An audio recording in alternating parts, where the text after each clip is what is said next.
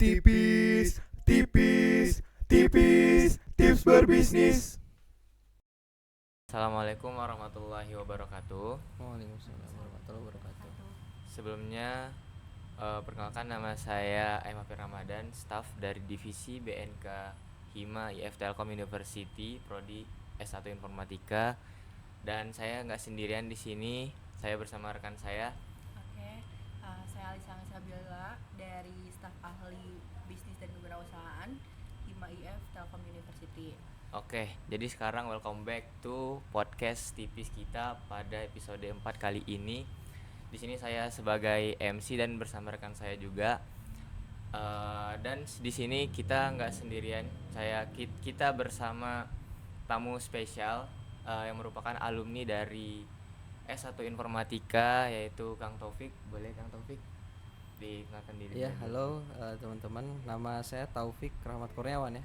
Terus panggilan Opik biasanya, Kang Opik. Apa lagi kira-kira perkenalannya? Sebagai alumni ya. Oh iya, S1. ya saya alumni TELU. Kalau S1-nya lulus 2019. 2019 lulus. Gitu. Umur Kang Taufik? Umur saya udah lumayan. Umur lumayan. 28 tahun. 28 tahun. 28 tahun. Oke. Nggak kelihatan ya 28 tahun ya. Oh iya. Masih Emang muda, kayak masih berapa? muda. Umur berapa? Umur 18 tahun. Oh gitu. Oke. Oke nih Kang Taufik, dari yang aku baca, yang aku dengar setelah aku lihat CV ya Kang Taufik nih, saya baca ada Kang Taufik memulai bisnis startup gitu. Sebelumnya boleh Kang ceritain sedikit gimana Akang mulai bisnisnya itu dari awal kayak gimana? Sedikit ya. Boleh banyak juga nggak apa-apa. Oke. Ya mungkin sambil ngalir aja kali ya. Oh ya. Oke, jadi ya pertama-tama mungkin terima kasih ya buat Akang sama Teteh udah pernah berkenan mengundang saya sebagai alumni ya, case-nya sebagai alumni. Kemudian juga diundang atas atau tujuannya untuk sharing ya terkait dengan startup atau bisnis yang saya rintis gitu ya. Oke, yang pertama mungkin ini kenalan juga buat teman-teman ya. Audiens kita siapa nih? Seluruh di YouTube Hima IF. Iya. Oh, YouTube Hima IF berarti mungkin mahasiswa gitu ya, teman-teman mahasiswa gitu ya. Pertama-tama ya aku bangun bisnis itu 2021 sebenarnya ya. Jadi 2021 itu berarti 2 tahun ya, 2 tahun setelah lulus 2 tahun. S1 ya. Itu 2021 awalnya sama teman-teman nih. Jadi ada teman dekat lah ya, kurang lebih teman dekat ada 1-2 orang. Nah, teman dekat itu kemudian ya kita bareng-bareng setelah lulus ya, yang satu walaupun beda-beda kerjaan tapi kita masih komunikasi, awalnya seperti itu. Nah, 2 temanku ini intinya suatu waktu menghubungi gitu ya. Menghubungi dengan iseng-iseng gimana kalau kita coba ngerjain project deh gitu. Awalnya seperti itu ya. Karena kita kan IF ya, aku pun lulusan IF juga. Jadi awalnya seperti itu, ngerjain project, kemudian kita komunikasi. Nah, komunikasi kemudian buat grup. Nah, itu awal mulanya. Jadi udah terbuat grup baru kita komunikasi untuk buat project apa, lain sebagainya. Sampailah dapat satu project yang lumayan ya menurut kami sih ya yang agak besar lah ya, lingkupnya nasional ya. Projectnya itu kerjasama sama vendor mobil yang lumayan ya cukup kenal lah di Indonesia seperti itu. Nah, itu mungkin awal mulanya kenapa sampai detik ini pun masih berjalan si bisnis itu. Seperti itu awal mulanya ya. Oke. Terus pernah ada kepikiran kayak takut gimana gitu Pak selama waktu awal merintisnya kan? Itu buatnya bareng berarti kan ya, seangkatan. Jadi seangkatan. sama-sama pengalaman baru bukan? Ya. Ya perihal ketakutan karena kami sebenarnya awalnya itu gini teman-teman ya. Jadi kalau misalkan kita membangun suatu project atau lain sebagainya didasari atas keseriusan ya, biasanya mungkin akan terjadi di mana ada pemikiran jangka panjang yang membuat kita khawatir terkait dengan oh ini nanti gimana ke depannya, misalkan nih aku sama Akang mau bisnis A, kita serius lalu kita berpikir oh nanti ini ke depannya gimana ya, udah gini ngapain, udah ngapain. Nah biasanya awalnya seperti itu. Nah tapi karena aku sebarang teman-teman itu karena sebuah apa ya, diawali sebuah komunikasi yang isinya itu ingin bersama-sama deh merintis project gitu ya. Jadi bukan yang benar-benar buat cari uang awal itu, bukan, tapi yang benar-benar bersama-sama dulu kita rintis sebuah project lain sebagainya, akhirnya jalan sampai saat ini. Nah dari awal itu baru nanti berjenjang muncullah keseriusan yang lainnya gitu ya. Jadi nggak langsung serius dari awal. Nah biasa gitu kalau ketakutan tuh karena udah ada keseriusan di awal. Tapi kalau kami sih awalnya tuh karena kebersamaan, karena dekat ya. Ya jadi mulai dengan yang sedikit apa yang tipis-tipis dulu lah bahasanya gitu ya untuk project-projectnya, baru mulai ke serius kayak gitu. Nah dari yang saya dengar tadi Kang, itu Akang kan mulai project awal itu bersama teman itu awalnya pengen coba-coba dulu aja. Ya. Nah ada nggak sih apa namanya ya, ide awal bisnis Akang tuh apa awalnya, dan inspirasi Akang tuh apa gitu? Mana tahu kayak Akang mempunyai inspirasi apa gitu sehingga Akang membuat project bersama teman-teman. Gitu. Ya jadi inspirasi ya. Nah kalau inspirasi pada awalnya memang tadi ya coba-coba, kemudian dari awal coba-coba oh ada yang profesional nih. Nah kita mulai masuk dari situ, kita mengerjakan project yang tadi aku bilang yang agak besar. Nah dari situ kan intinya kita dapat pendapatan ya, income ya, karena secara profesional. Dari situ mulai kami berpikir kenapa nggak kita coba bangun aja suatu, misalkan waktu itu belum kepikiran perusahaan ya, tapi hanya kepikiran project buatan kami lah. Gitu ya, akhirnya kami mencoba itu. Jadi inspirasinya awalnya dari kami bertiga, nggak ada faktor eksternal, tapi ya kita memang lebih kepada kami itu anak IF gitu ya. Anak IF itu kan cenderung ya project-projectan IT lah, kurang lebih seperti itu. Nah akhirnya kami coba, kemudian sampailah pada waktu itu tuh 2021 sekitar Juli ya, Juli itu kami kontakkan bergabung jadi tim. Projectnya itu sekitar November beres. Nah Januari itu kami langsung buat PT dengan dana yang dihasilkan dari project tersebut gitu ya. Nah dari situlah terbentuk perusahaan yang dinamakan Kawan Kerja ya. Ini kalau teman-teman mau ngepoinnya silahkan gitu ya. Gitu singkat ceritanya. Berarti awalnya projectnya dalam bidang yang mobil tadi tuh? Ya itu informatika juga. Jadi kita ngebangun sebuah website ya, website waktu itu masih zamannya pasca Covid ya. Jadi intinya pameran mobil, namanya itu GIAS kalau teman-teman ingin kepoin. GIIAS GIAS 2021 berarti ya. Itu ajang pameran mobil nasional dan pesertanya pun mobil-mobil yang ya bermerek lah. Kita nyebut merek kayak Toyota, Daihatsu dan sebagainya. Gitu. Berarti itu web untuk pameran. Ya betul, web pameran yang isinya tuh ya interaksi lah, kita bisa ngelihat desain mobilnya interaktif lah, lebih ke web interaktif gitu. Boleh. Belum. Untuk PT Kawan Kerjanya itu berarti bergeraknya sama atau gimana? Ya jadi sama di bidang information technology Kawan Kerja itu. Tentang mobil juga pameran? Enggak, kalau ini ya jadi awalnya 2022 berarti ya, Januari itu kami merintis Kawan Kerja ini. Awalnya kami itu sebuah software development ya, jadi artinya software house ya, kurang lebih seperti itu. Kalau ada klien-klien misalkan yang membuat website, buat aplikasi, itu ke kami. Awalnya seperti itu sih. Nah dari yang saya tangkap tadi Akang mulai bisnis itu startup ya? Ya, bahasanya startup. Startup berarti itu kan startup di dunia ini udah lumayan lama bisnis ini ada, dan juga sebelum Akang juga banyak itu kompetitor lainnya. Betul. Sudah pastilah kayak gitu ya Kang. Nah aku pengen tahu gimana cara Akang strategi bisnis Akang tuh kayak gimana biar nggak kedahului sama kompetitor lain gitu, dan juga tetap eksis dibanding kompetitor lama gitu. Iya. Oke, ya betul ya. Kalau kita bicara sesuatu rasanya tidak ada yang di dunia ini tuh yang betul-betul kebaruan ya, artinya tuh setiap sesuatu muncul tuh dia baru, nggak mesti kayak gitu ya, pasti ada selalu peningkatan atau diferensiasi dan sebagainya ya.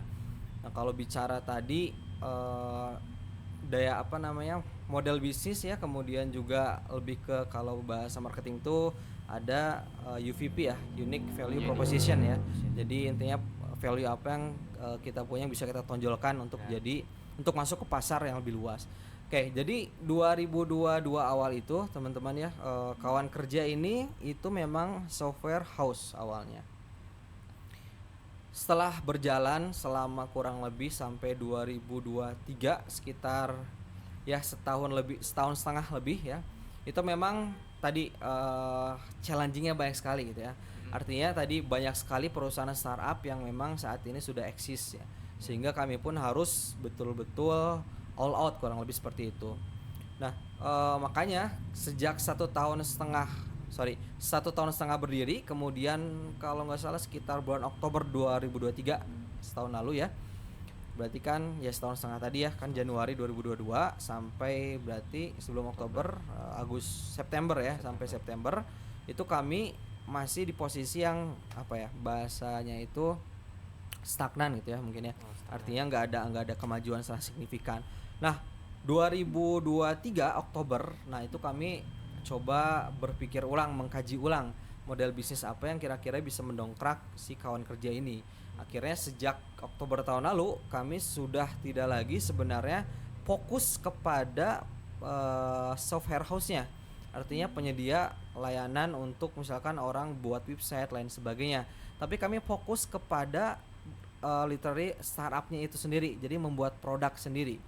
Nah makanya selama setahun ke belakang ini kami itu ada banyak sekali list produk yang akan dirintis. Nah, ini mohon doanya juga, jadi planning kami itu sekitar Maret 2025 itu ada produk-produk yang akan rintis.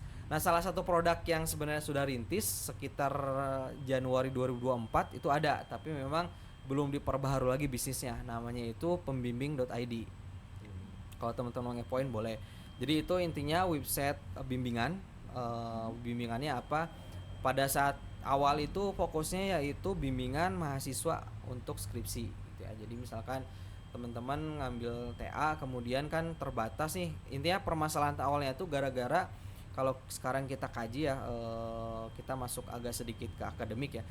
Bimbingan itu kan oleh dosen pembimbing ya, dan kadangkala dosen pembimbing itu tidak sepenuhnya fokus kepada kita karena banyak hal ya, karena kesibukannya, karena mahasiswa bimbingannya banyak, lain sebagainya, sehingga itu jadi permasalahan baru, akhirnya muncul pembimbing ini. Nah pembimbing ini memfasilitasi itu, jadi kalau teman-teman yang lagi TA itu butuh pembimbing walaupun di luar dari kampusnya itu dipersilahkan, dan kualifikasinya pun standarisasinya pastinya dosen ya. Jadi maksudnya nggak bisa praktisi ataupun yang baru lulusan S1 enggak, jadi dosen aja gitu. Jadi 2023 sampai detik ini kami lagi bangun project besar-besaran, produk yang agak banyak, sehingga nanti targetnya sih Maret itu rilis produk-produk tersebut gitu. Jadi cara mempertahankannya kami coba buat produk baru. Kenapa banyak teman-temannya? Kalau ingin tahu, list kami itu ada sekitar 40-an produk ya. Dan masing-masing produk ini kami ada CEO-nya lagi. Jadi kawan kerja ini sekarang ibaratnya itu kayak holding company. Kalau teman-teman tahu Gojek, Tokopedia itu kan merger ya antara Gojek dan Tokopedia, itu kan holding company. Nah startupnya itu Gojek dan Tokopedia. Nah kami pun sama, kawan kerja ini kedepannya akan jadi holding company. Jadi ada banyak macam produk yang kami udah tunjuk juga untuk CEO-nya masing-masing, kayak gitu sih. Itu kan banyak produk-produknya tuh kan. Dari Akang gimana cara memanage-nya ya? Apa dari tim Akangnya banyak, apa segala macam gitu? Oke. Ya ini concern utamanya adalah SDM ya teman-teman. Jadi kalau bicara SDM ya memang ini salah satu core-nya dari sebuah institusi, sebuah organisasi ya. Teman-teman misalkan di Hima pun kalau tidak ada SDM apa yang terjadi? Mungkin mati gitu ya, karena nggak ada yang ngurus lain sebagainya. Sama di company perusahaan pun demikian.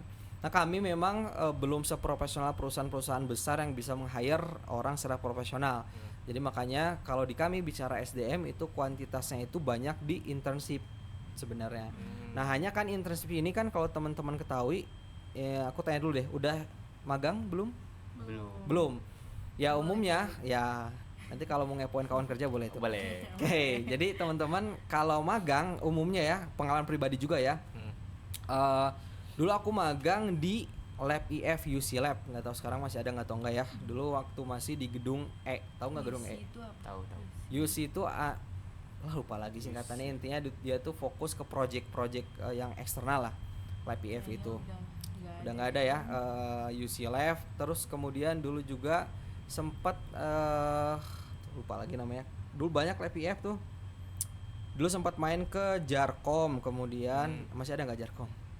Paling lebih pembagiannya ke Forest ya itu mungkin Forest ya dulu ya. Kemudian ada juga tuh apa ya namanya itu ya. Ya pokoknya banyak lah ya. Nah, kembali lagi tadi di apa namanya? IF ya.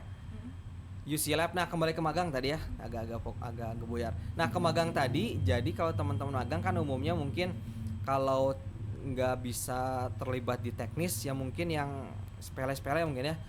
Asumsi gini, kalau teman-teman magang di perusahaan besar mungkin ya semacam di BUMN dan sebagainya, itu fokus magangnya nggak akan se-expert ketika di startup atau di software house ya. Jadi teman-teman itu biasanya hanya dikasihkan task yang ya ibaratnya nggak teknis lah sesuai dengan core kompetensinya di IF gitu ya. Nah tapi kalau di kawan kerja ya itu sudah memberikan task yang kompleks di internshipnya. Makanya internship di kami itu sampai saat ini ya, database kami itu kurang lebih ada sekitar 400 orang internship. Dan itu tersebar di Indonesia. Nah, kenapa? Karena memang basisnya kami itu WFH ya atau WFA, work from anywhere gitu. Dari TLU kalau nggak salah ada belasan sih ya totalnya. Kebanyakan dari luar kampus-kampus di luar sana. Nah untuk manajemennya kembali lagi tadi, jadi kami itu menerapkan sistem untuk manajemen si anak magangnya. Jadi dari mulai pertama mereka masuk itu direkrut oleh HR kami, kemudian sampai mereka keluar beres magang itu ada kualifikasinya. Jadi nggak bisa di kami itu magang selama 4 bulan, kemudian udah gitu di dalam diem aja, nggak bisa. Kalau di dalamnya diam aja, asumsi diam aja ya selama sepekan, itu banyak kedetek by system. Karena kami udah buat sistem di mana itu harus report setiap harinya. Jadi udah sepekan nggak ada report ke sistem, itu bakal dapat notice sendiri by system bahwa yang bersangkutan itu tidak mengisi, nah namanya itu di kami itu daily activity ya atau stand up meeting ya kalau bahasa Scrum itu projectnya itu. Gitu, jadi kita bangun dulu sistem yang baik, nah baru bisa enak manage-nya gitu. Oh begitu. Oke, berarti tadi tuh dari 400 itu tuh itu tuh ada maksudnya kayak menentukan kualifikasinya tuh. Ya. Itu gimana sih Kang? Oke, ya ini menarik teman-teman ya. Jadi agak mention mungkin sekedar ngasih sharing masukan juga buat teman-teman ya. Khususnya mungkin teman-teman di F ya, S1F. Jadi teman-teman di dalam dunia pekerjaan intinya di lapangan itu portofolio itu menjadi sangat penting. Tadi kan kalau ditanya gimana cara menentukan kualifikasinya, yang pertama portofolio. Makanya kendala kami juga, challenging kami itu di HR salah satunya tadi screening daripada teman-teman yang apply di kami. Misalkan kita ambil contoh satu role front end developer gitu ya. Setiap hari itu yang apply lebih daripada 50-an. Artinya kalau sepekan 50 kali 7 350 orang sepekan. Bayangkan HR kami gimana screeningnya gitu ya. Makanya kami punya template atau SOP tersendiri perihal screening CV ya. Pertama tadi kita lihat dulu dari portofolio. Nah biasanya kami juga screening berdasarkan kadangkala tapi nggak role tertentu aja, gender itu kami screening, umur gitu ya teman-teman. Nah ini jadi isu juga ya. Ada yang ada anekdot atau memes gini ya. Ketika fresh graduate mau ngelamar, si tempat kerjanya minta yang ada pengalaman kerja gitu ya. Kita pengalaman kerjanya dari mana? Bingung kan jadinya, kita mau nge-apply di sana, perusahaan A-nya minta pengalaman kerja. Pas nge-apply perusahaan B sama minta pengalaman kerja. Ada pula yang umur, misalkan umur maksimal sekian gitu ya. Nah, kalau di kami umur kenapa dijadikan kualifikasi? Karena memang agar bisa terkontrol dengan baik. Artinya gini, di kami itu kawan kerja, aku kan sebagai si level ya, ada teman-teman lain. Kami itu seumuran semua gitu ya. Gimana kalau kami dapat seseorang yang magang, walaupun yang apply banyak, tapi itu juga ada yang banyak lebih dari umur kami gitu ya. Ada yang 30 tahun ke atas gitu ya. Nggak ngerti juga kenapa mereka pada nge-apply juga gitu ya. Apa karena emang iseng-iseng cari pengalaman atau lain sebagainya. Tapi yang pasti secara culture kami itu nggak agak-agak bahasanya agak sungkan ya kalau kita misalkan ngasih instruksi ke orang yang lebih tua, umumnya seperti itu ya, habit culture Indonesia juga mungkin ya. Jadi pertama tadi portofolio ya, cara screening. Yang kedua kami juga adakan filter-filter tadi seperti umur, gender, lain sebagainya. Ketiga itu di wawancara teman-teman. Jadi wawancara ini sebenarnya yang paling menentukan ya. Kenapa? Karena kalau kita lihat CV mungkin bisa tanda petik ya, kita gimmick gitu ya, gimmickan gitu ya. Entah itu projectnya gimmick atau memang benar-benar CV-nya nggak benar gitu ya, nggak sesuai deskripsi dirinya. Kemudian umur lain sebagainya itu juga bisa oke lah. Tapi kalau wawancara ketika kita ngobrol langsung kayak gini nih, walaupun memang daring ya, itu bakal ketahuan yang mana yang dia itu memang punya passion di situ, yang mana dia itu memang punya ketertarikan di situ, sama yang hanya sekedar nyoba-nyoba. Jadi bakal ketahuan. Jadi tiga poin itu yang kami terapkan. Untuk bisnis startup ini, Kang, gimana caranya itu mengatur keuangan dalam startupnya itu gimana? Oke, memang saat ini kami bukan startup atau perusahaan yang besar ya, belum lah ya, doakan ya, belum amin. Sebesar Goto ya.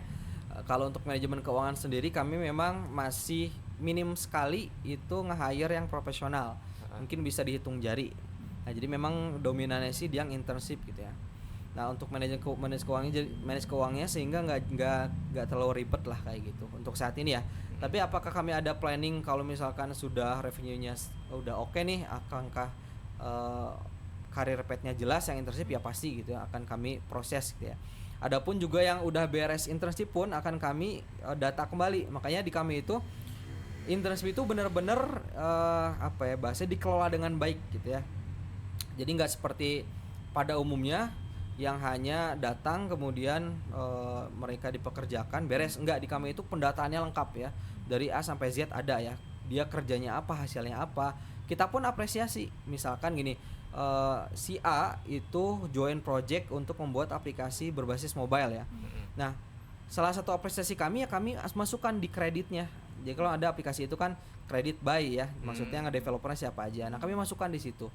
Kemudian juga kami juga sering memberikan rekomendasi di LinkedIn ya, kalau kita profesional di jaring aplikasi jaring media sosialnya kan LinkedIn ya, itu sering juga ngasih rekomendasi lain sebagainya gitu ya. Jadi untuk manajemen keuangan sendiri kami belum terlalu kompleks sih untuk saat ini gitu. Oke. Ngomong-ngomong tadi yang tentang project-project nih Kang, itu berarti dalam website atau aplikasi? Kan untuk kawan kerjanya itu di website ya, aku udah sempet nge-stalk. Terus untuk yang lain-lainnya tuh kayak yang tadi buat by sistemnya untuk merecord si internship ya. Oke, ya. Jadi yang pertama aplikasi yang kami buat itu pastinya untuk internal dulu ya, ERP ya. Apa ERP itu? Kok jadi lupa ya? Tahu nggak teman-teman ERP? Aplikasi mobile. ERP itu coba di searching, kok jadi lupa ya? Boleh. ERP coba. ERP itu semacam sistem yang terkenal tuh SAP AG kalau di internasional ya. Sistem perangkat lunak yang mengintegrasikan dan singkatannya apa ERP itu? Enterprise Resource Planning. Enterprise Resource Planning ya. Jadi intinya ngebuat sebuah sistem untuk internal dulu. Nah, baik itu untuk manajemen keuangannya, manajemen SDM-nya lain sebagainya. Nah kalau tadi dikatakan produk kami banyak teh Akang ya. Jadi tidak hanya di website saja. Ada yang bentuknya itu animasi, ada yang bentuknya game itu ada yang bentuknya film ada, kami juga buat. Bahkan sosial media pun yang fokusnya untuk media ya. Media tuh ya ibarat kayak konten-konten gini nih, media itu ada juga gitu. Jadi berbagai macam aspek kami buat gitu ya. Banyak sekali gitu produk. Dari yang aku tangkap tadi kan Akang nih banyak ya produk-produknya dan juga mungkin udah lumayan terkenal juga. Nah, dari awal Akang mulai bisnis ini tuh yang produk-produknya nge-launching produk ini, produk itu, ada nggak sih kayak investor yang tertarik ke Akang gitu? Dan gimana sih cara prosesnya investor tersebut untuk mau menginvestkan ke Akang gitu? Oke, ini menarik ya. Jadi teman-teman, sekitar 2022 mungkin ya, habis 6 bulan atau hampir setahun kawan kerja berdiri, itu kami juga sebenarnya sambil proses atau paralel mengajukan ke investor-investor. Salah satunya waktu itu ada dari UK. Jadi ada sebuah organisasi besar di sana dan mereka itu memang kumpulan bahasanya apa ya? Kumpulan orang-orang kaya lah, orang-orang punya ya. Dimana bingung mau ngapain dengan duitnya. Nah di situ mereka ada khusus ngeinvestasi. Nah kami pada saat itu memang ditawarkan selama setahun tuh dapat pendanaan sebutnya mungkin sekian M lah ya. Nah tapi kami waktu itu memutuskan tidak mengambilnya.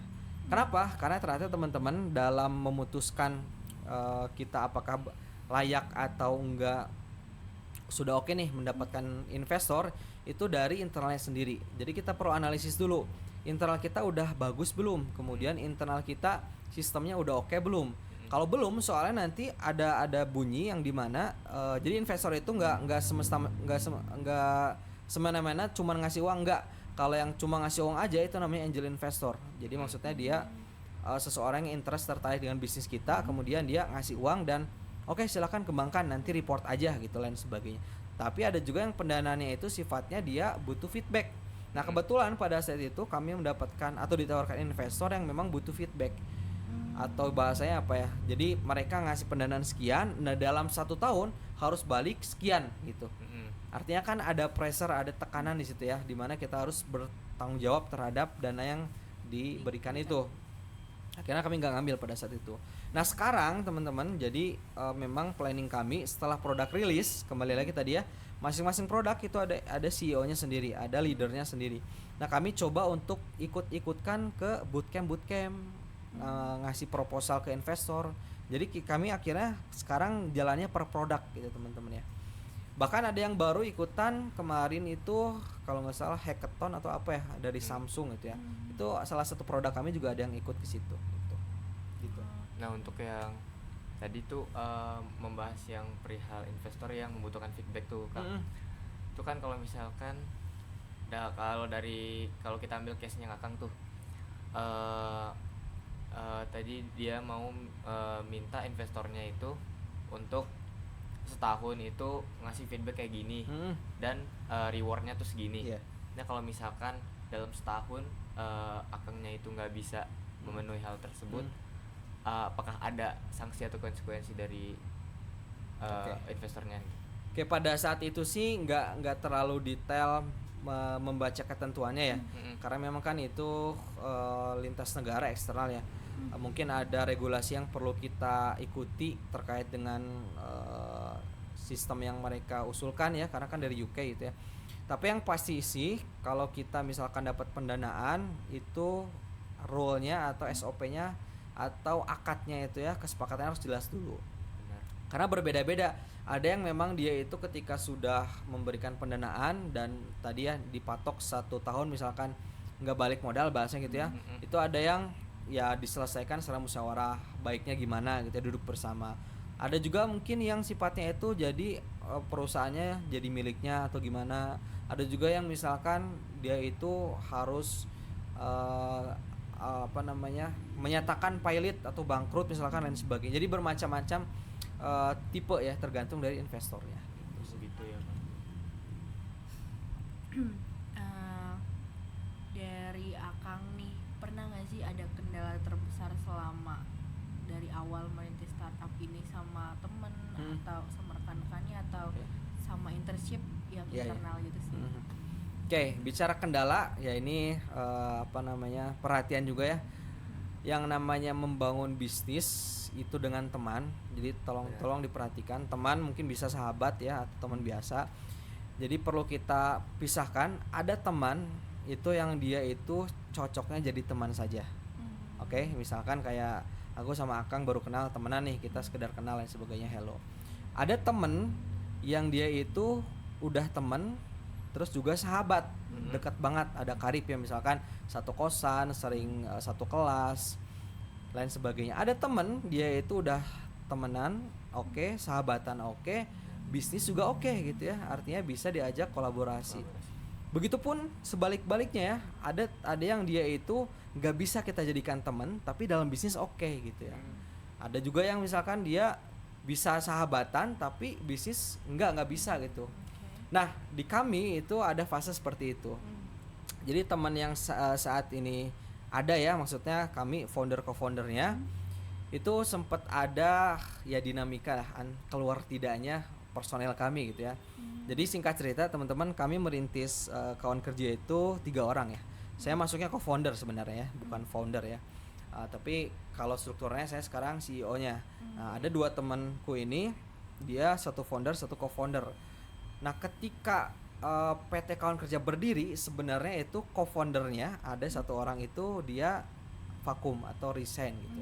Artinya kami hanya berdua kan. Nah, akhirnya kami intinya ada 1 orang masuk, sama itu juga teman seangkatan. Nah, tapi itu masuknya bukan co-founder, tapi waktu itu dipasangkan sebagai CMO-nya, jadi Chief Marketing Officer-nya. Kemudian bertiga kan, kemudian si orang itu CMO-nya mundurkan diri pada saat itu. Jadi baru setengah tahun jalan sampai 2022 bulan bulan Mei mungkin ya, mundurkan diri. Akhirnya kami cari lagi. Nah, dapat juga CMO baru ya. Kebetulan alumni juga teman-teman ya. Teman-teman mungkin nggak tahu diajar, nggak tahu nggak ya. Detail itu ada Pak Angga, pernah dengar nggak? Iya. Ya Pak Angga, IGD Manggala ya. Pengpro juga waktu itu. Iya, Pengpro, betul, ngajar Pengpro. Nah, dia tuh CMO-nya terakhir sebelum baru juga mengundurkan diri di sekarang bulan apa? Desember ya. Berarti dia itu sekitar bulan Oktober kemarin atau Agustus ya. Jadi per semester baru mengundurkan diri. Nah, dari keduanya itu sebenarnya karena alasan ya, yang pertama karena ada kerjaan lain ya. Yang kedua juga yang Pak Angga ini dia ya udah profesional di dosennya gitu ya, ngajarnya, akhirnya resign. Akhirnya ya kami bisa berdua. Nah, tapi sebenarnya ada fase 2000 yang tadi aku bilang itu di 2023 Oktober yang rubah model bisnis itu lanjut lagi si yang co-founder yang keluar tadi. Jadi dinamikanya seperti itu, dan sampai saat ini pun aku sama co-founder ini itu sebenarnya kan harusnya bertiga tadi ya. Nah, yang satunya lagi malah yang foundernya ini malah nonaktif sekarang, vakum. Akhirnya kita berdua gitu sekarang, sampai detik ini berdua. Nah, kita disupport sama teman-teman yang ya udah agak, kalau di kami statusnya ada macam-macam, ada internship, ada partnership, ada mitra, ada volunteer kalau di kami itu. Nah, untuk profesional belum ada atau tetap belum ada gitu. Ya gitu dinamikanya kurang lebih. Nah, ini kan Akang kan udah lumayan lama ya merintis startup ini, udah dari tahun 2021 ya? Ya, 2021. PT-nya 2022 awal. 2022 awal PT-nya terbentuk. Nah, itu kan udah lumayan, udah 2 tahun. Akang juga udah mulai pasti banyak experience penting di bisnis Akang. Boleh Kang sharing ke audiensnya, mana tahu pengen tahu juga pengalaman experience penting apa yang bisa dijadikan pembelajaran gitu ke audiens kita. Oke, perihal pengalaman, jadi ini sebuah fakta aja teman-teman ya, bahwa yang menentukan ya, kalau bisa diriset juga yang menentukan seseorang itu bisa berkembang tidaknya ketika dia pasca kuliah itu sebenarnya bukan dari segi IQ-nya atau kepintarannya atau intelligent questionnya, tapi dari EQ-nya atau emotional question. Makanya teman-teman kalau perhatikan sekarang, orang yang IPK-nya itu gede itu ketika di lapangan akan kalah dengan orang yang pandai bicara, orang yang leadershipnya bagus, kerjasamanya bagus, lain sebagainya. Nah itu sebuah fakta dulu ya. Asumsi gini teman-teman, di Indonesia kita kan negara demokrasi ya. Kalau teman-teman perhatikan di parlemen sana, saya yakin itu dominasi orang lebih banyak yang pandai berbicara, pandai meretorika bahasanya gitu ya kita, dibandingkan dengan kapasitas dia pemikirannya yang oke. Ya kita salah satunya agak sensitif sih ya. Ada isu kemarin kan terakhir kali ada yang dapat gelar doktor secara instan, tahu lah ya maksudnya. Ya itu salah satu contoh nyata aja ya. Gak usah kita sebut siapa, sudah tahu pasti ya audiens. Nah itu yang pertama, jadi EQ-nya atau emotional question-nya itu harus bagus. Nah salah satu bagaimana EQ itu agar bagus ya dengan teman-teman seperti ini. Jadi berorganisasi, kemudian juga aktif di luar, lain sebagainya. Nah beda sama orang-orang atau mahasiswa yang dia tipikalnya itu kupu-kupu, tahu ya kupu-kupu, kuliah pulang. Itu akan berbeda hasilnya ketika lulus kuliah dengan orang yang aktif seperti teman-teman ya, aktif organisasi, aktif hima, lain sebagainya. Beda kalau aku dulu aktifnya nggak di hima tapi di organisasi kerohanian di masjid ya kalau aku basisnya itu. Nah jadi aktifnya di situ. Itu yang penting yang pertama ya. Jadi EQ itu menjadi hal fundamental kalau teman-teman mau sukses di luar sana. Kemudian pengalaman kedua ya ini bicara tentang personal branding teman-teman ya. Jadi kalau mau kita sukses di dunia luar itu kita harus punya value tersendiri ya. Kita itu mau dipandang orang seperti apa gitu ya. Itu yang paling penting ya. Karena ada orang-orang yang memang dia itu ya mungkin secara general biasa aja gitu ya. Secara pengalaman biasa aja, secara lain sebagainya biasa aja, tapi dia pandai nge-branding dirinya untuk menjadi apa gitu ya. Contohnya banyak rasa ya. Banyak orang-orang di saat ini apalagi sekarang zamannya yang dikit-dikit viral gitu ya. Yang terakhir kan yang penjual es teh itu ya. Itu kan salah satu contoh real gimana sekarang itu dunia udah berubah, nggak seperti dulu. Kalau sekarang kan apa-apa viral ya udah kita ikutin, fokusnya ke situ gitu ya. Nah sama teman-teman juga kalau mau cepet bisa personal brandingnya bagus ya cara yang viral gitu ya. Cuman pilihannya kan viral dengan cara yang baik atau yang tidak baik kan gitu opsi. Jadi dua itu sih kalau aku pribadi ya. Pertama dari EQ-nya harus dilatih dengan cara organisasi lain sebagainya. Sama yang kedua personal branding tadi, kita mau jadi apa gitu dilihat sama orangnya gitu. Seperti itu. Dari tadi ini udah lama banget nih aku sebenarnya haus. Mungkin sambil biar lebih santai lagi ada konsumsi. Boleh.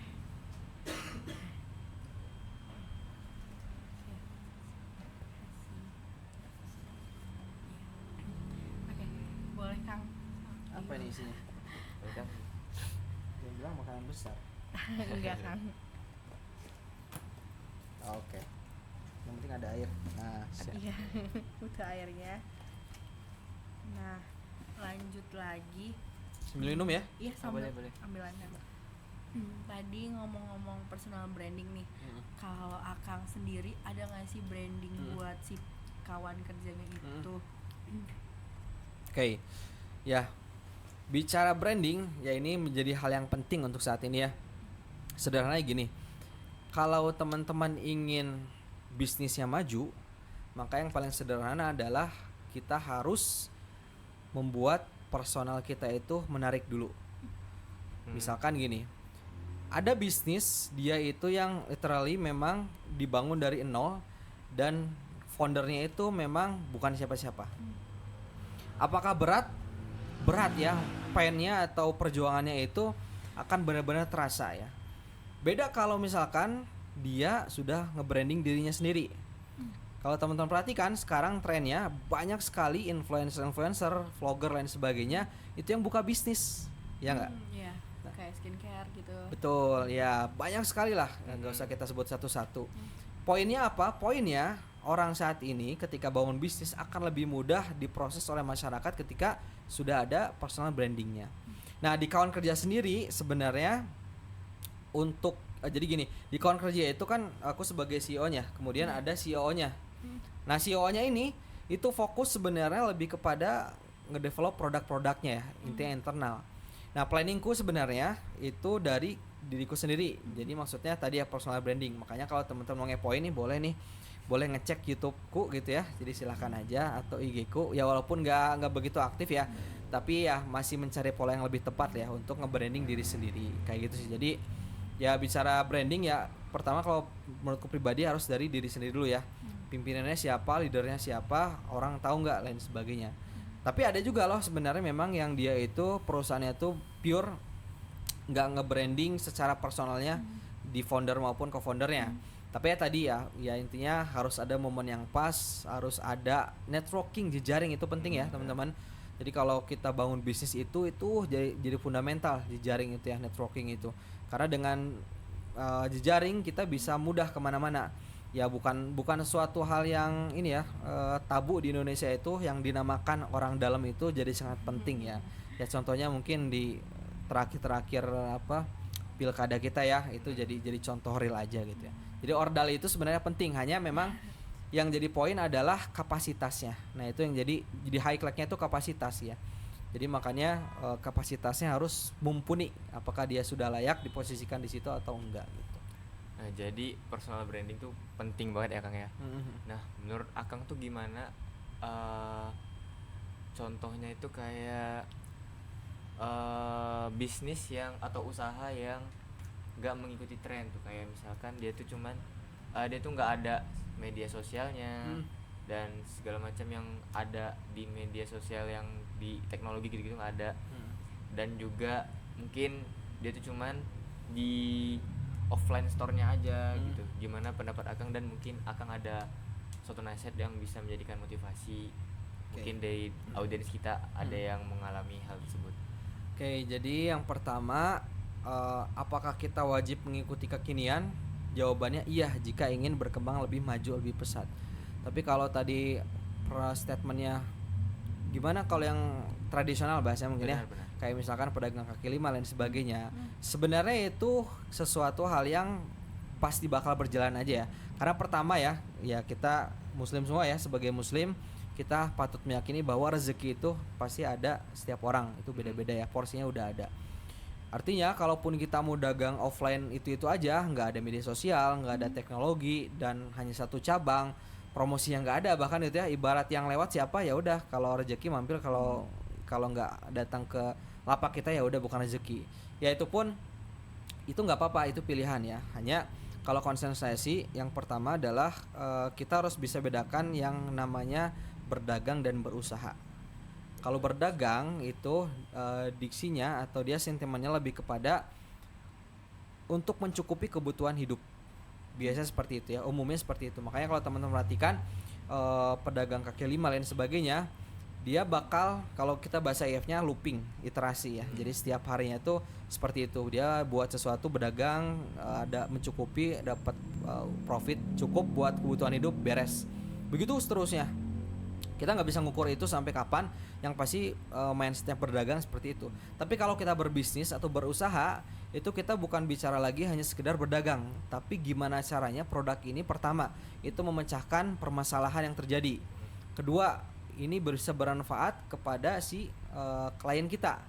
Makanya untuk teman-teman yang masih berdagang secara offline itu nggak jadi masalah. Cuma kalau bicara kita ke depan visi misi, apakah kita mau menjadi beralih kepada pengusaha yang punya produk yang bisa dilihat publik dan terus berkembang, ya maka kita harus ikuti teknologi tadi ya. Teknologinya memiliki minimal memiliki website, kemudian media sosial, atau sekarang yang paling sering digunakan yang sudah secara masif yaitu influencer biasanya.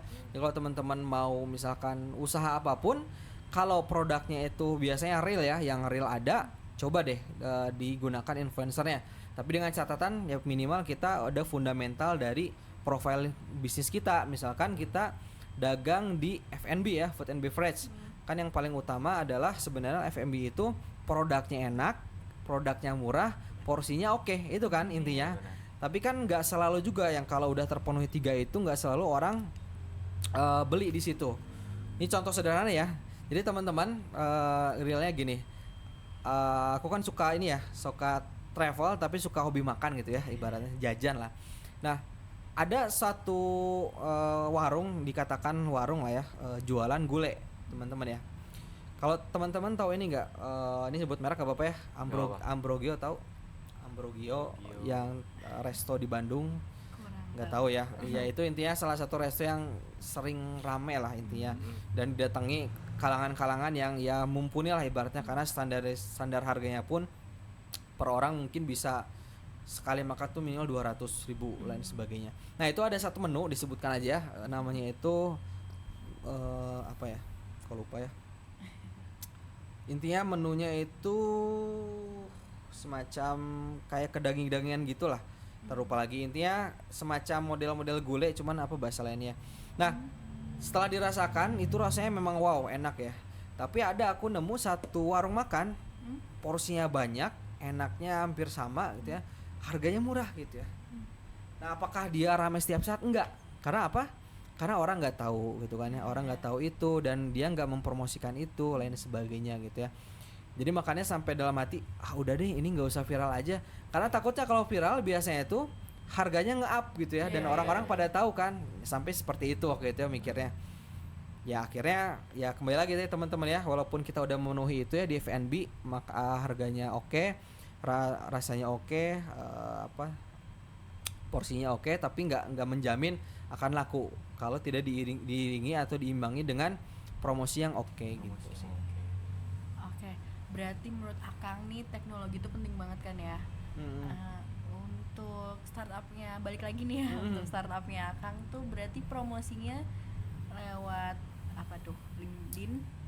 Ya, karena bicara teknologi ya berarti kan by default lewat website sama media sosial ya. Kalau bicara website kan berarti kita bicara satu domain ya, kalau realnya satu domain misalkan kayak apa misalkan ya tokoa.com lain sebagainya gitu ya. Ada juga yang media sosial yang wajib ya jelas ya, IG ya, IG ya, Instagram, kemudian ada sekarang itu TikTok. Umumnya sih dua itu ya, TikTok sama Instagram ya. Kalau misalkan ke YouTube ya itu mungkin konten-konten selanjutnya belum ya, tapi yang pasti itu dua itu, TikTok sama IG aja. Kembali ke ini Kang, kembali ke audiens kita. Gimana sih nasihat Akang yang kepada orang-orang yang ingin memulai bisnis tapi dia itu masih bingung dan ragu dengan apa sih yang mau dia buat, tapi dia tuh ada tekad yang kuat pengen bisnis gitu tapi masih ragu gitu. Oke. Ya ini kita bicara orang umum ya, mungkin termasuk aku pribadi gitu ya, masih ada fase-fase ketika mau ngembangin bisnis yang lain itu di step kayak tadi ya. Yang pasti kalau kita mau bangun sesuatu itu pertama dari niat dulu. Ya kalau kita sebagai muslim ya ada bahasa innamal a'malu binniyat ya, amalan itu sesuai niatnya. Kalau niat kita udah ingin bertumbuh besar menjadi sesuatu yang besar, ada tekad di situ, ada keyakinan, insya Allah lancar gitu ya. Pertama niat gitu ya. Kedua teman-teman, secara teknis gitu ya, aku merekomendasikan kita itu untuk riset. Riset itu penting ya. Jadi riset itu bukan dilakukan oleh akademisi saja, tapi oleh praktisi atau tukang jualan atau pengusaha pun itu harus riset gitu ya. Risetnya gimana? Yang paling sederhana ya kalau kita bicara kerangka kerja atau step awal dalam teknisnya, biasanya aku pribadi ya itu buat semacam kayak layan kanvas atau BMC tahu ya, bisnis model kanvas. Nah kita udah dapat itu, kemudian kita coba buat ya, nanti bakal ketahuan kan, oh ini gambaran kedepannya seperti apa. Jadi yang pertama tadi adalah niat, kedua itu riset, ketiga eksekusinya buat BMC. Nah keempat selanjutnya setelah oke nih ternyata kita udah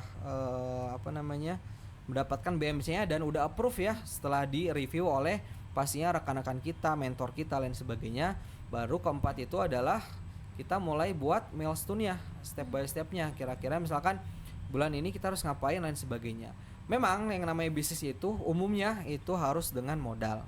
Benar.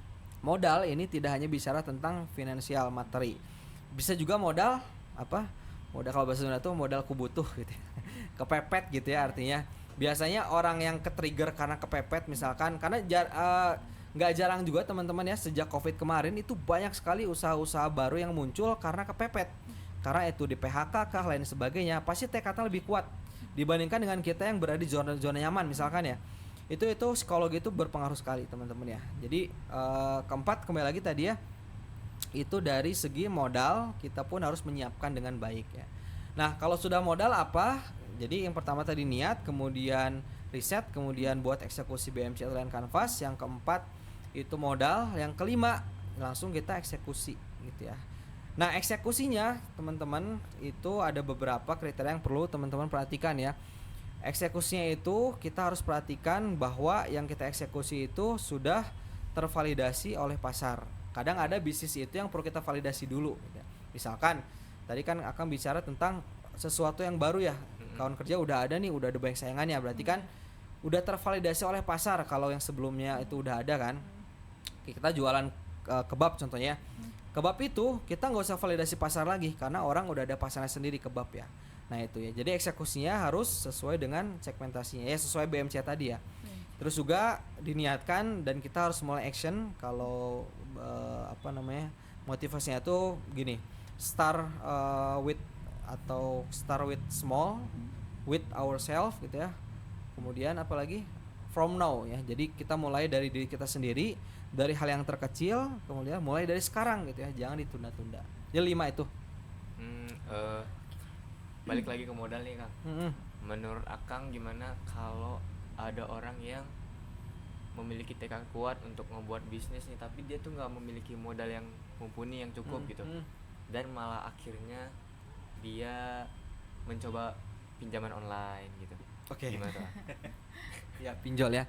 Ya aku pribadi sangat tidak membenarkan apa itu pinjol ya. Bahkan ini secara pribadi aja, prinsipku itu intinya tidak pernah dan tidak akan pernah berhutang gitu ya. Karena hutang itu jadi sesuatu yang kalau menurut pribadi ya, jadi bumerang tersendiri ya. Kita ibaratnya dikejar-kejar terus gitu ya oleh hutang itu. Nah kembali lagi tadi, gimana kalau yang tekadnya kuat lain sebagainya tapi kepentok modal ya. Ya pertanyaan sekarang, modal itu apakah harus materi? Oh enggak. Enggak mesti ya. Enggak mesti. Modal itu ada banyak hal. Pertama yang jelas ya, modal skill, modal niat jelas dari yang pertama. Sekarang itu zamannya enggak sesusah dulu untuk mencari yang namanya investor tadi. Makanya kita kalau buat sebuah bisnis, asalkan bisnis plannya oke, bagus, coba aja ajuin. Kita nggak tahu kan di ACC atau enggak, yang penting kita usaha ikhtiar gitu ya. Jadi gitu untuk yang tadi nggak punya modal secara materi ya gitu. Oke, baik. Tadi Akang sempat dari 5 itu ada riset. Ya. Ada riset dari Akang sendiri nih, untuk sebelum memulai startup itu risetnya dari mana? Dari pengalaman kakak tingkat, atau nonton YouTube, atau baca buku, atau gimana gitu Kang? Oke, jadi ini jangan dicontoh ya. Tadi memang 5 poin tadi itu yang kami lakukan itu setelah terbentuknya kawan kerja. Jadi ada R&D lain sebagainya. Nah, adapun untuk pembentukan kawan kerjanya sendiri, tadi dimention kan awalnya kami coba-coba gitu ya, coba-coba buat jalan komunikasi aja biar bareng-bareng, akhirnya nitis bisnis lain sebagainya gitu ya. Jadi makanya kalau riset ya bicara yang sekarang berarti ya, kalau kita merintis sebuah produk yang pastinya ya kita risetnya itu ya, karena sekarang teknologi udah terbuka ya, artinya kita bisa nyari di mana aja kan. Jadi by online sih kalau sekarang. Jadi risetnya itu misalkan kita buat suatu produk, anggaplah e-commerce ya, produknya itu A. Ya kita risetnya berarti kan pertama dari kompetitor yang udah ada, apa yang mereka punya, kemudian kita terapkan di aplikasi yang akan kita bangun gitu ya. Kemudian adapun tadi yang pertama diferensiasinya itu harus jelas juga, atau UVP-nya tadi ya, value apa yang bisa kita kasih ke aplikasi ini. Jadi model risetnya sekarang seperti itu, R&D-nya. Nah untuk menurut Akang itu value utama seorang pembisnis itu apa sih Kang? Yang paling penting gitu? Ya secara general sih ya, kalau pribadi ya, perspektif pribadi, yang paling pertama seorang pembisnis itu harus punya mental. Ya setiap orang punya mental ya, tapi maksud di sini tanda petik mental yang tidak mudah menyerah ya. Jadi nggak nggak mudah tersinggung, kemudian nggak mudah baperan tadi ya, nggak tersinggung tadi. Intinya mentalnya harus kuat baja gitu ya. Kalau kita ngajuin proposal ke sini ketolak, oh udah biasa aja. Kemudian jadi nggak yang bertele-tele, oh kenapa ya, nggak gitu. Cara eksekusinya jelas, kalau udah ditolak ya evaluasi gitu kan, sesederhana itu. Jadi yang paling inti adalah mental tadi. Mental pebisnis. Ya, mental pebisnis gitu. Oke. Dari Akang tuh ada nggak sih penyesalan selama startup nih, atau kayak sebenarnya tuh Akang bisa lebih lagi gitu? Ada yang menurut Akang bisa dirubah buat pembelajaran kedepannya yang mau memulai startup gitu? Oke. Kalau kita bicara menyesal ya, itu kan suatu bentuk tanda petik ya. Kalau di Islam itu kekufuran ya. Maksudnya apa yang telah terjadi kita salin. Nah, aku pribadi sih nggak sampai ke sana ya. Apa yang udah terjadi kita syukuri ya. Adapun yang perlu kita evaluasi ya kita evaluasi gitu ya, dari mulai proses A hingga proses Z gitu ya. Jadi kalau bicara penyesalan nggak ada, kemudian kalau bicara peningkatan ya itu justru harus ada ya. Jadi misalkan yang sekarang existing itu seperti ini, ya berarti kami harus coba tingkatkan ke level yang selanjutnya. Nah termasuk sekarang udah akhir tahun ya, di akhir tahun tuh biasanya ada evaluasi manajemen gitu kalau kami itu. Jadi maksudnya evaluasi yang udah kita lakukan apa aja, evaluasinya apa gitu ya. Jadi menikmati aja sih sekarang sih, nggak ada rasa-rasa yang wah ini udah terlanjur atau gimana, kenapa dulu nggak gini-gini, enggak sih. Jadi menikmati yang ada saat ini gitu sih. Pendapat Akang tentang orang yang mencoba bisnis gagal, evaluasi, mencoba lagi gagal, evaluasi, mencoba lagi gagal, evaluasi, gagal lagi, itu gimana Kang? Ya kalau ke teman-teman perhatiin, lupa lagi aku juga ya, sebuah statementnya ada yang menang piala apa tuh yang punten agak pendek orangnya itu, orang luar negeri itu. Dia bilang gini, apa namanya, file ya gagal, kemudian file try again, dibilang gitu ya. Kemudian file lagi, try again lagi, kemudian file better dia bilang, dan lain seterusnya. Intinya setiap apa yang kita lakukan dan itu gagal, artinya bukan berarti itu adalah akhir dari semua perjuangan kita gitu ya. Kayak aku pribadi sekarang nih udah rintis beberapa produk yang tadi disebutkan, dia gagal, apakah itu membuat jadi bisnis kami itu mati? Enggak. Justru itu harus menjadikan sebuah acuan untuk bisa lebih baik lagi. Makanya kalau kita secara motivasinya ya, kalau teman-teman lihat banyak sekali ilmuwan-ilmuwan kita terdahulu ya, baik ilmuwan barat maupun ilmuwan muslim di Timur Tengah, itu dia yang sifatnya itu sudah mencoba sekian banyak sekali tapi masih gagal, dan pada akhirnya ya sampai titik di mana dia tuh oke, dapat itu gitu ya. Makanya ada juga animasi yang kalau teman-teman pernah lihat juga ya, ketika kita menggali ya, dua orang, ada A ada B di bawah ya, dua orang menggali, kemudian kan itu tujuannya keluar misalkan ya, yang satu itu berhenti, yang satu melanjutkan. Padahal yang satu berhenti itu tinggal satu galian lagi dia bisa keluar dari lubang itu. Maksudnya kita nggak tahu sampai titik di mana kita itu bakal sukses. Yang kita tahu atau sebaiknya kita sebagai seorang manusia itu harus tetap ikhtiar atau mencoba terus. Jadi intinya jangan ada kata menyerah. Nah, gitu sih. Evaluasi aja terus. Oke. Mungkin closing statement dari Akang dan tips-tips dari Akang untuk para audiens atau yang ingin memulai bisnis. Ya, jadi buat teman-teman, karena di sini pembahasannya adalah startup ya, kemudian juga bisnis. Yang pertama ini juga buat aku pribadi ya, evaluasi juga ya, bahasa Islam tuh muhasabah gitu ya. Yang pertama ketika kita ingin membangun bisnis, kembali lagi tadi niat kita ingin apa?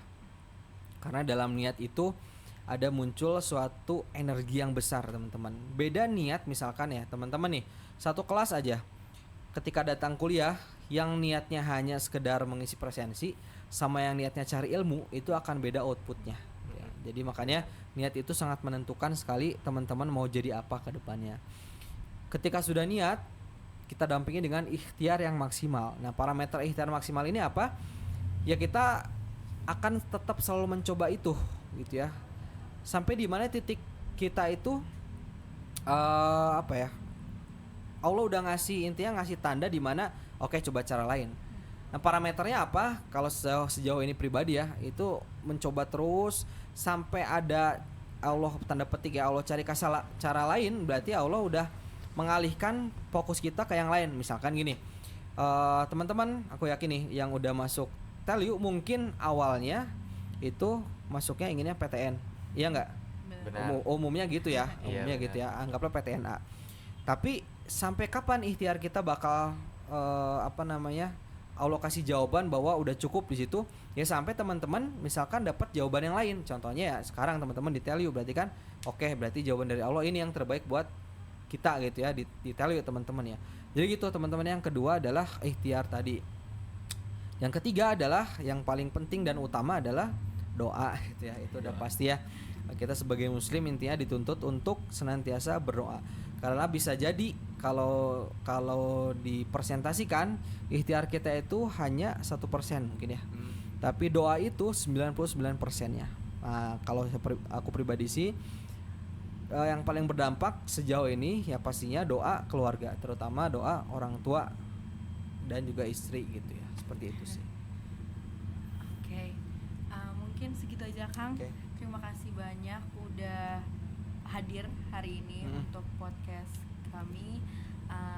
Mungkin teman-teman dari audiens itu kata-kata terakhir dari Akang untuk podcast tahun ini. Sekian dari saya dan Hafid. Semoga apa yang disampaikan oleh Akang bisa jadi pembelajaran untuk yang ingin memulai bisnis. Amin. Saya tutup. Assalamualaikum warahmatullahi wabarakatuh.